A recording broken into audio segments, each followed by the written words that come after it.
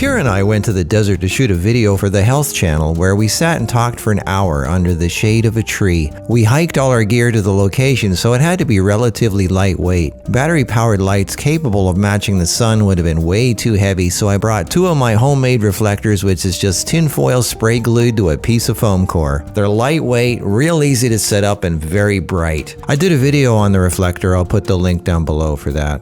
I had one lighting up Kara's face and one lighting up mine.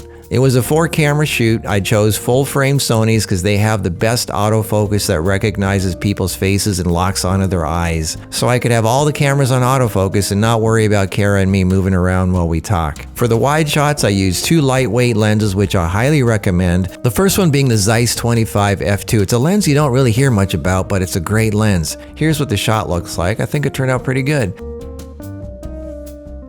The Zeiss 25 is an interesting lens, sleek German design with no writing on it at all. Everything is done on the camera menu. My second wide-angle lens is a new little lens I just got and I just love it. The lens I've been using the most lately on my Sonys is the 35 1.4, but it's just too big and heavy for something like this. I was already taking the 70-200 and 4 full-frame cameras, so I wanted something small and lightweight. So I got a 35 1.8. It's a very small full-frame lens. It's still 1.8 for nice soft backgrounds, but small enough to fit in my pocket.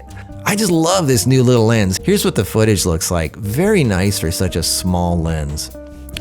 Anyway, so we did our video and it turned out pretty good using the reflectors.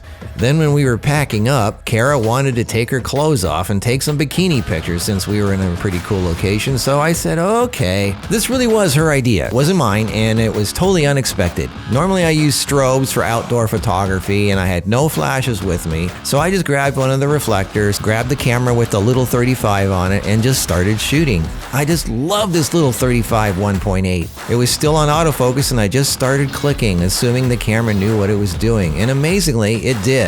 It's hard for me to trust autofocus when someone is moving around real fast and their face is way off to the side of the picture or up in the corner somewhere. But the A7C and the A7S III, which I was using, had no problem recognizing a face and locking onto it. For a spontaneous shoot with no lights, I think these turned out pretty good.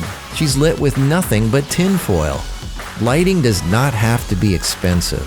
When you're in a pinch, use whatever you have and just be creative. Have fun, because photography should be fun. I just thought I'd share this little behind the scenes thing with you because I love this stuff and maybe it'll inspire you to have some fun also with photography and video. Go out there and play. That's what cameras are for. Subscribe if you haven't yet, and I'll see you next week with something else that's fun and interesting.